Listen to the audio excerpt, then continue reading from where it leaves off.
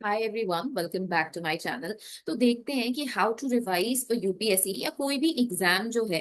क्योंकि of course revision जो है यार, ये तो तुम्हारा किंग मेकर है। अगर तुमने रिवाइज करा है then you can obviously crack any exam.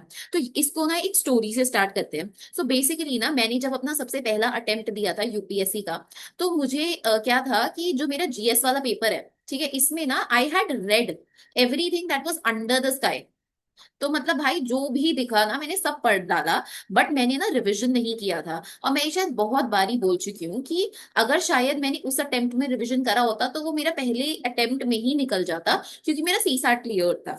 ठीक है। तो मतलब ये एक बेसिक चीज है कि तुम रिवीजन, एंड तब से I have been focusing so much on revision. क्योंकि मुझे पता है कि एग्जाम हॉल में ना क्या होता है मोस्टली, कि भाई तुम्हारे पास 1 2 3 4 ऑप्शंस है and you get confuse between this this, मतलब कोई भी दो ऑप्शंस में तुम कंफ्यूज होते हो।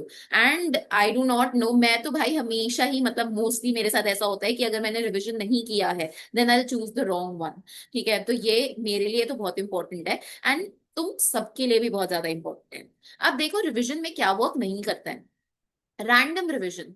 देखो सबसे पहले तुमने क्या किया कि चलो भाई, पहले वीक में I have done like polity, second week में I have done like economy, the third week that I have done is say for example history.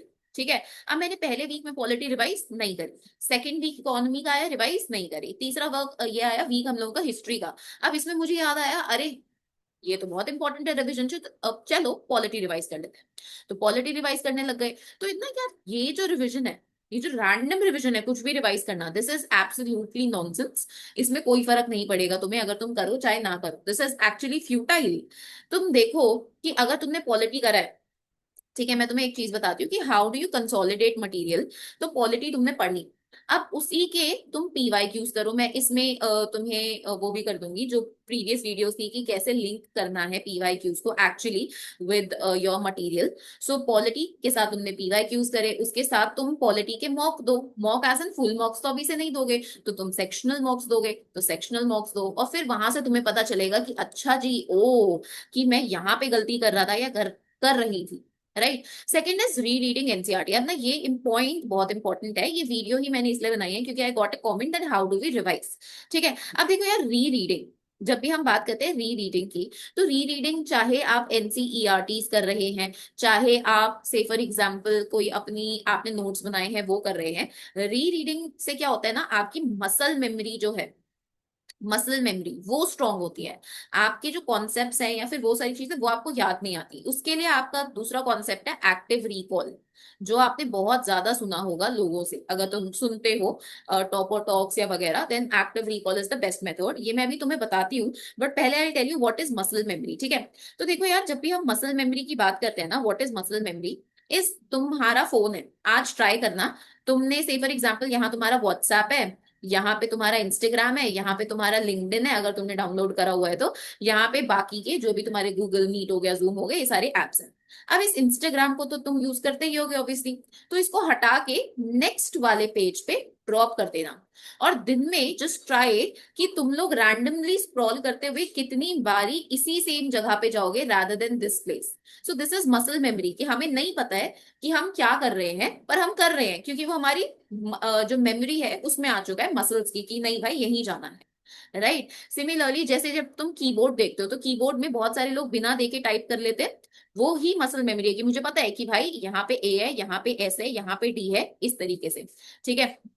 अब द नेक्स्ट थिंग इज कि क्यों हमें री रीड नहीं करना होता। री रीड क्योंकि मैंने एक बुक ली, मैंने यहाँ पे से मेरा टॉपिक है प्रियम्बल, मैंने प्रियम्बल जी को देखा, और अब प्रियम्बल में what did I do, I did a very simple thing that is called as, कि मैंने दोबारा से पढ़ने में लग गई चैप्टर को। ठीक है।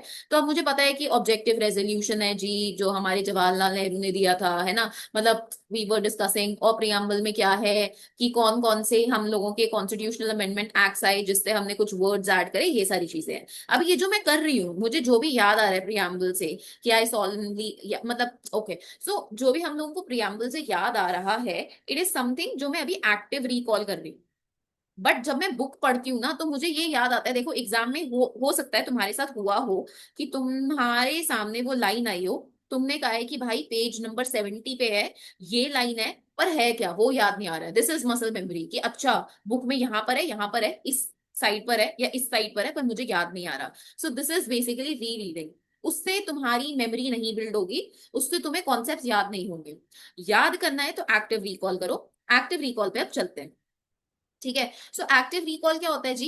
एक्टिव रिकॉल इज कि आपने क्या किया, आपने कोई भी एक टॉपिक लिया, ठीक है। जैसे से फॉर एग्जांपल हम लोगों ने लिया layers of earth, layers of atmosphere ले लेते हैं, ठीक है, लेयर्स ऑफ एटमॉस्फेयर ले लेते हैं।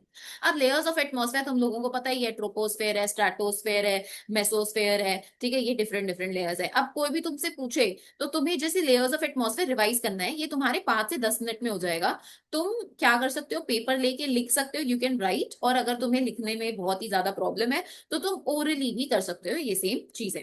तो मुझे मुझे पता है कि ट्रोपोस्फेयर है, यहाँ पर बेसिकली लाइफ एग्जिस्ट करती है।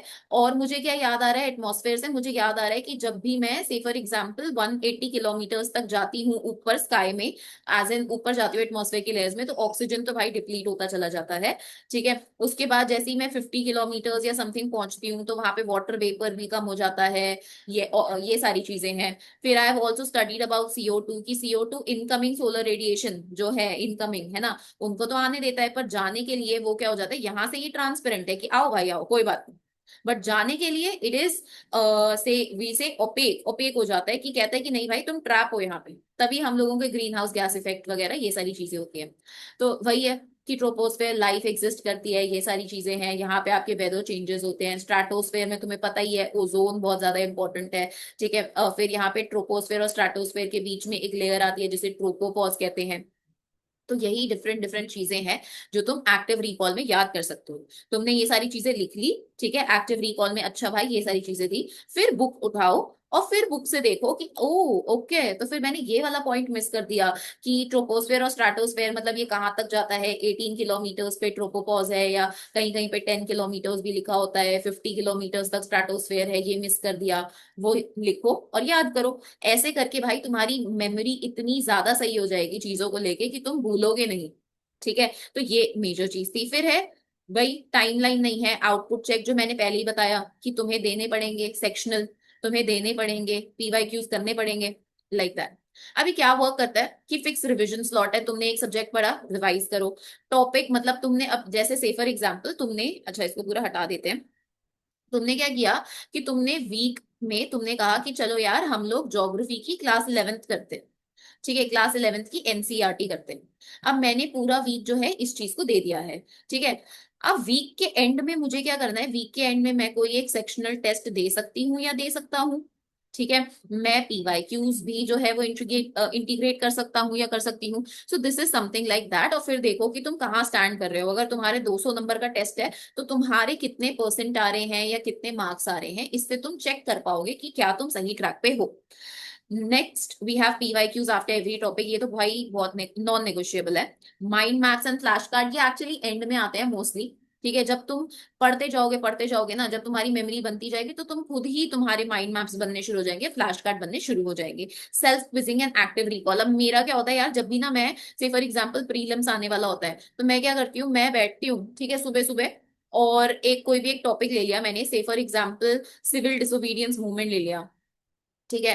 तो अब यहाँ पे मैं क्या करूंगी, मैं सिविल डिसोबीडियंस मूवमेंट में मुझे जो जो याद है वो सारी चीजें जो है वो लिखती चली जाऊंगी। या फिर क्विट इंडिया मूवमेंट ले लिया कि कौन सी उसमें हम लोगों की फीमेल सी, दैट वर वेरी इंपॉर्टेंट, ठीक है। कोई भी ऐसा टॉपिक है मैं बुक बंद करूंगी, उसी टॉपिक को ओरली बोलते चली जाऊंगी और फिर देखूंगी कि क्या वो मैच कर रहा है जो मैंने नोट्स बनाए हैं।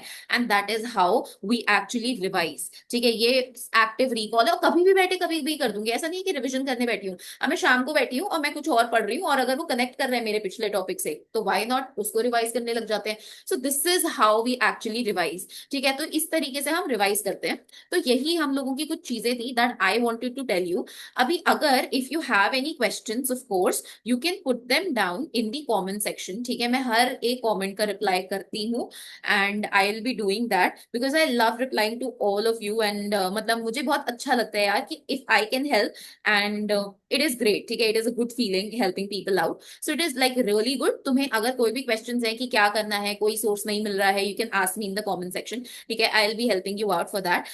तो यही था अभी मेरी साइड से तो, ठीक है। Do like share and subscribe to my channel. और जिन लोगों को जरूरत है इन सारी वीडियोस की, उनको भी शेयर करना यार, ठीक है। अभी नेक्स्ट वीडियो जो मैंने तुम लोगों से पूछा था on the poll is IBACIO की, इंग्लिश की, ठीक है। यार मजा आएगा तुम्हें इंग्लिश पढ़ने में मेरे से, क्योंकि आई लव टीचिंग इंग्लिश, ठीक है। English is something that I am really really fascinated about, so you will enjoy doing that.